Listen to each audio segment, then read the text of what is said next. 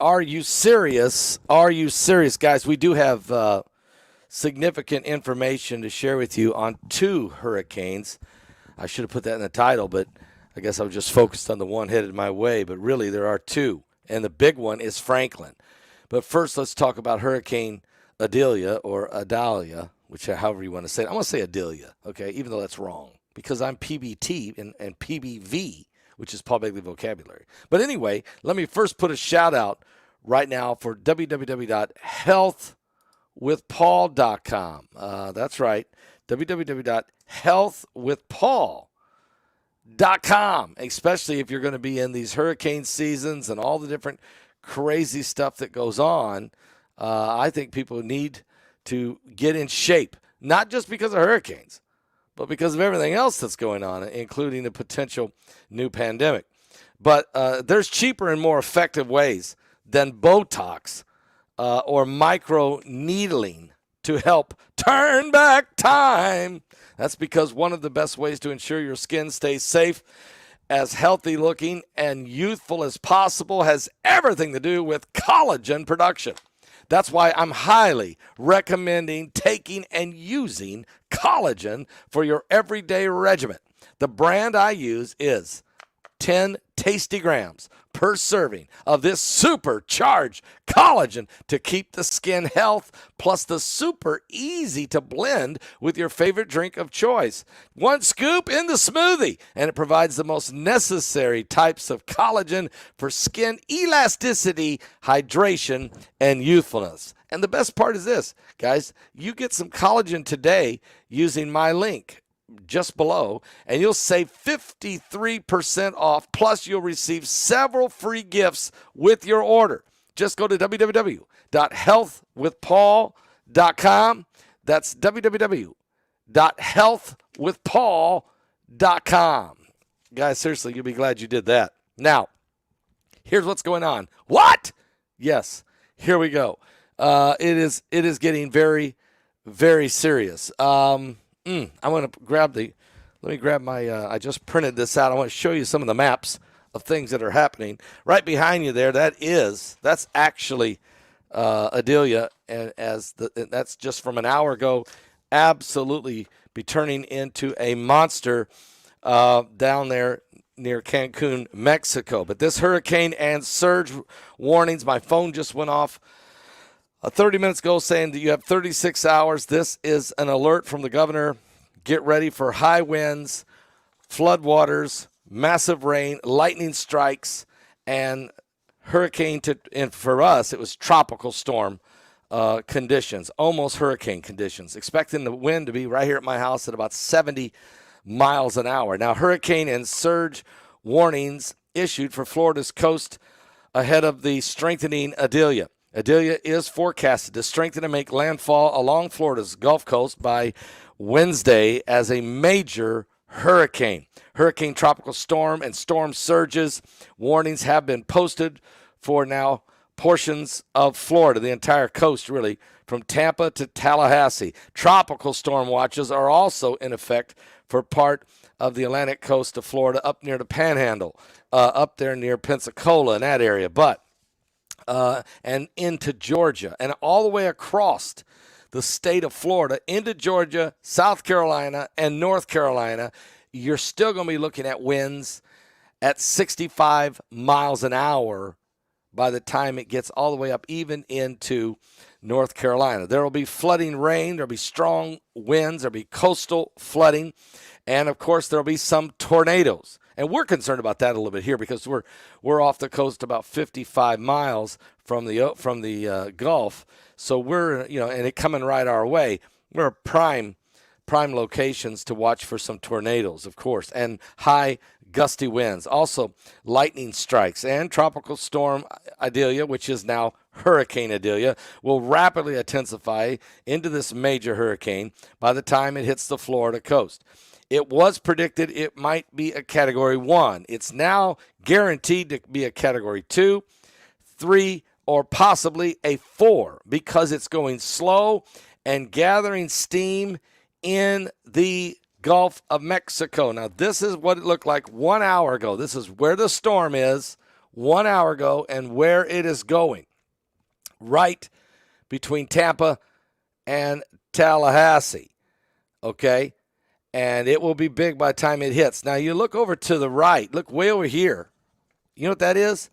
That's Hurricane Franklin that's now become a Category 4 and now drifting toward the East Coast. They thought it was going to be a direct hit on Bermuda, but now storm trackers are saying it's going to drift more west and maybe go through the goalpost between Bermuda and the East Coast. But there's always a possibility that thing might even go closer and closer to the East Coast. We're very concerned about it in these situations we're in. I'm going to show you also at 1 hour ago, this is where the storm watches are for our area there, and there you can see them, okay? And this is all by the weather.com. That's www.weather.com. So I just want to show you so that you would have an idea of what's happening. The hurricane watches have been issued for the Gulf Coast of Florida from Inglewood to the middle of Longboat Key, just west of the Okeechobee River, also all the way to the Indian Pass. This hurricane watch is issued for 48 hours before the anticipated first occurrence of this tropical storm force winds. It should be hitting the Florida coast about now, Wednesday, about 48 hours from now. The tropical storm warnings have been issued for Florida, and very concerned as this thing is going to get bigger and bigger. And I'm saying they've underestimated it. I hate it. I hope I'm wrong, but I think they underestimated this one because of how hot it is in the ocean. It's an incredible warm temperatures there. And so Idalia is strengthened, and right now it's near the Yucatan Peninsula, like we said, near Cancun. They're getting a ton of rain in Cancun, and all the way to the center near the Yucatan Peninsula, but it's continuing to move into the Gulf, and it will continue to it. All the models say right where I'm setting, it's coming. So we are preparing ourselves for that. But the people on the coast I'm more worried about than us. And that's because the coast is going to get this massive storm surge, okay? All factors equal, this warmer water can provide more fuel for this storm as this hurricane intensifies. And furthermore, computer models suggest wind shear during its northward journey toward Florida may lower than previously forecast, but then the wind shear is usually hostile factor once it gets into the Gulf of Mexico and the storm begins to slow and intensify. That's the normal pattern. Therefore, the National Hurricane Center is forecasting Idalia to become a major hurricane, Category 3, possibly Category 4. And also, it's bringing storm surge of as much as 7 to 11 feet. And so, guys, seriously, this is bad. Now, as it continues, it will go through Florida, not just on and right through Florida, right on through, on up into Georgia. Southeast Georgia, you're going to get hit with a ton of rain. So will the panhandle of Florida. And then it's going to get into the eastern Carolinas, South Carolina, and North Carolina are going to get between 4 and 8 inches of rain, even up in the Carolinas. Where I'm sitting, we could get as much as 10 inches of rain. That would be insane. And even as much as 12 inches of rain could be in southern Georgia and northern Florida. And that's a foot of rain. And so this thing is really, really bringing with it a lot of moisture and anticipation. Also, tornadoes are expected, and this is something we're very concerned about where I'm sitting right now and across the state of Florida, on into Georgia, and even into the Carolinas as this storm enters the land. But tornadoes are also a threat midweek. Isolated tornadoes may develop ahead of Idalia. Even on Tuesday along the west central Florida coast, it will spread into the Big Bend by Tuesday night. The threat for the few tornadoes may persist across parts of northern Florida on Wednesday morning. They will spread along the southeast coast on Wednesday afternoon, and on and on. So we're watching this very close. It's a very fluid situation, no pun intended, but it is going to be a very dangerous situation developing. We have got to stay awake, stay alert here in Florida. But think about the Carolinas. I'm not going to skip this, because the Carolinas, you're going to get this. You're going to get some wind and rain and a lot of flooding from this thing. But here's what I'm concerned about. You're also going to get this massive wind and rip currents coming from Hurricane Franklin. And what's really weird, folks, is Wednesday, the day that the hurricane is going to be right here where I'm sitting, is also during a blue moon. And when there's a blue moon, it creates higher tides than normal. And so there could be a king tide for the coastal Carolinas, and that's very important. So you have this perfect situation, this perfect storm between Hurricane Franklin, which is right now, Hurricane Franklin. Get this.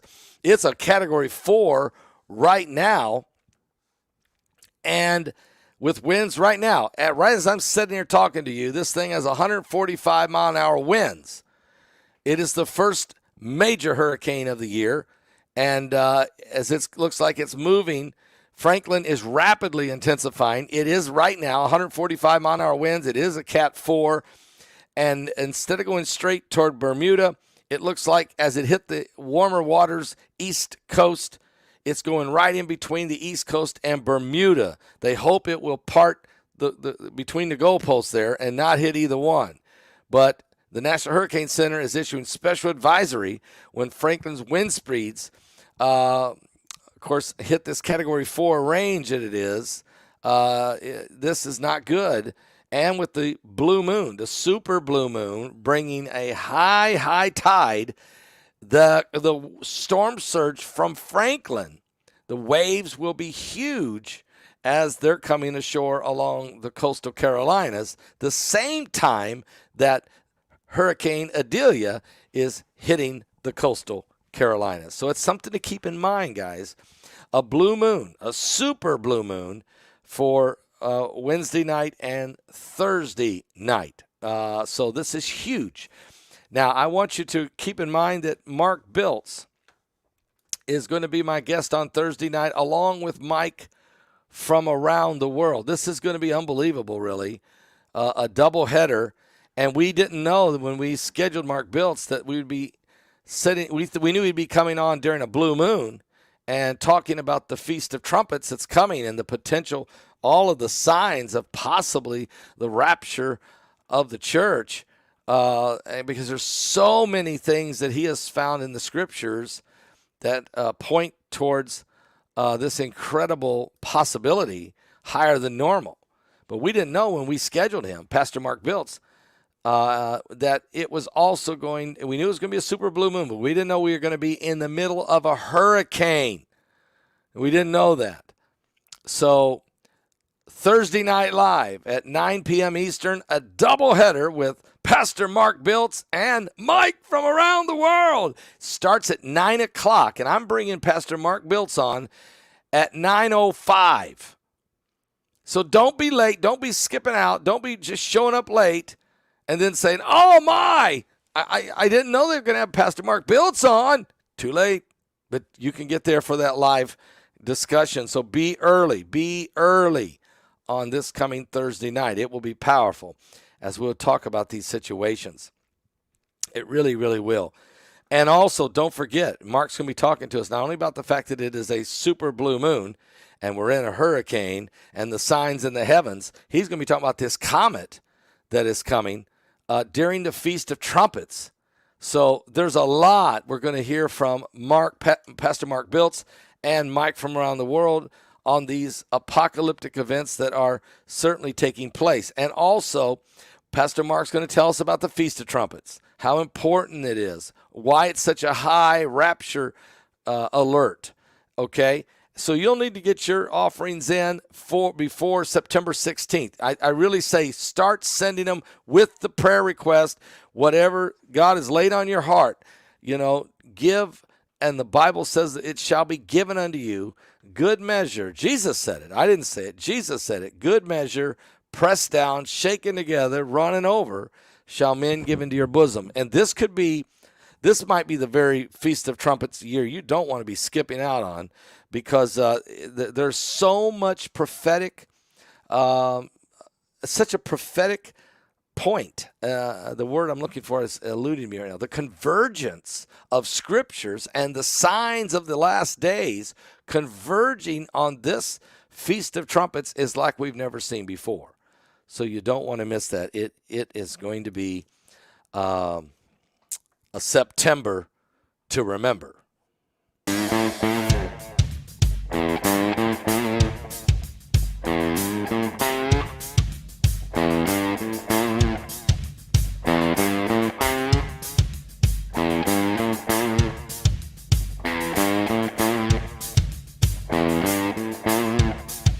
The earth can shake, the sky come down, the mountains all fall to the ground. But I will fear none of those things. Shelter me, Lord, underneath your wings. Dark waters rise, the thunder pounds, the wheels of war are going round, and all the walls are crumbling. Shelter me, Lord, underneath your wings. Shelter me, Lord, underneath your wings. Hide me underneath your wings.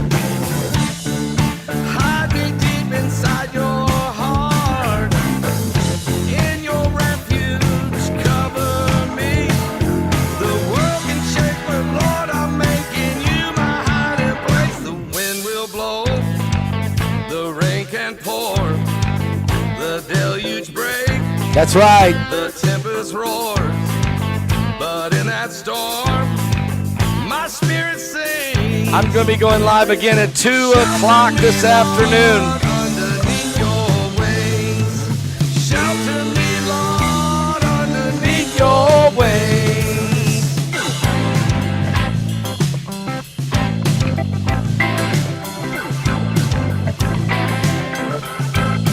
Are you serious?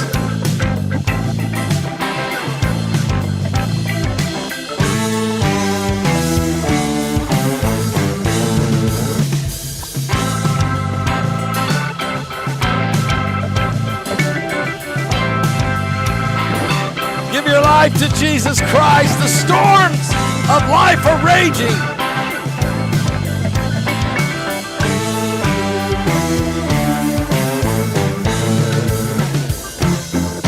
Hide me underneath your wings.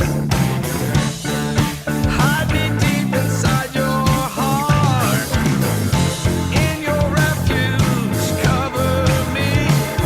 The world can shake, but Lord, I'm making you my hiding place. Now on that day, you call for me. Someday when time no more shall be, and I say, death, where is your sting? I have a lightning alert right now. Shelter me, Lord, underneath your wings. I just went under severe lightning alert. Help me, Lord.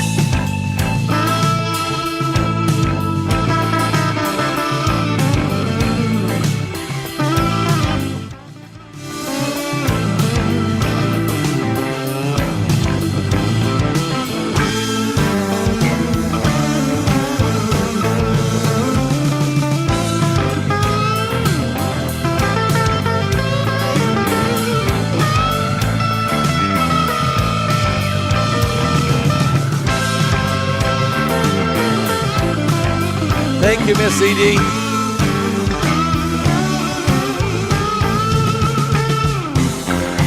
Hide me underneath your wings. Stay focused, Pamela Ritchie. In your refuge, cover me. The world can shake, but Lord, I'm making you my hiding place. course, David R. I'm always live, no matter what the storm is. Someday when time no more shall be, well, I say death, Where is your sting? shelter me, Lord, underneath Your wings, Shelter me, Lord, underneath your wings. Shelter me, Lord, underneath your wings. Oh, that's right. That is absolutely right. Thank you, Lord. Are you serious? What? Yes, yes. I'm so glad we recorded that song. It fits the apocalyptic moments that happen so much in this end times. It's unbelievable. Well, guys, let me just say, don't forget Thursday night. It is going to be a blue moon. Wednesday night and Thursday night, there will be a super blue moon, which creates king tides, high tides, just in time for a double hurricane whammy. The first one hitting here in Florida on Wednesday, and then moving through the state on up into Georgia, southern Georgia, and then the Carolina coast, South Carolina and North Carolina. Same time, Hurricane Franklin, which is now a Category 4, is going to try to go between Bermuda and the East Coast. But this thing keeps shifting you just got to keep your eyes on this thing. Don't trust it. We don't know what it's going to do in these end times. There's some very serious situations developing. Now, I'm going to be coming back and going live at 2 o'clock this afternoon. You probably won't get notified. Matter of fact, 365,000 subscribers to this channel. And they all want to be notified. And if YouTube would just notify them, and if only 10% of them showed up, it would be 36,000 people. So you ask yourself a question. Are people getting notified? So you can't bank on it. So I'm telling you right now, 2 o'clock this afternoon, I'm going to be live. And my guest is going to be Pastor Casper McLeod and Renee Thoreau. They are going to be joining me live at 2 o'clock this afternoon. Renee, of course, played the fiddle on my album, Harmonize and Prophesy. And it's going to be a really good interview with them. And we're going to hear some of their brand new music. They have a brand new music CD. We're going to play some of that. And so you don't want to miss it. Israel Hall will be with me. So it's going to be a very good afternoon. And we'll be at 2 o'clock Eastern. 2 o'clock Eastern. Be ready for that, okay? God bless all of you. God let you go. Yes. Did Jesus wear sunglasses inside? Yes, he did. Yes, he did. He had to, Anthony, because if he didn't, the brightness, he was so bright, he was so anointed, he was so illuminating, he was so spectacular that it would have blinded not only himself but others. It was an incredible thing. And this is where shades was first invented, because of the arrival of Jesus Christ. I mean, Christ brought shades into stuff. I could probably Google right now a picture of Jesus Christ in shades. As a matter of fact, it would be awesome. So, yeah, he did. As a matter of fact, I don't think he had the brand I have on. These are Rayburns. But I'm sure he had a pair of JCs. See you guys at 2 o'clock.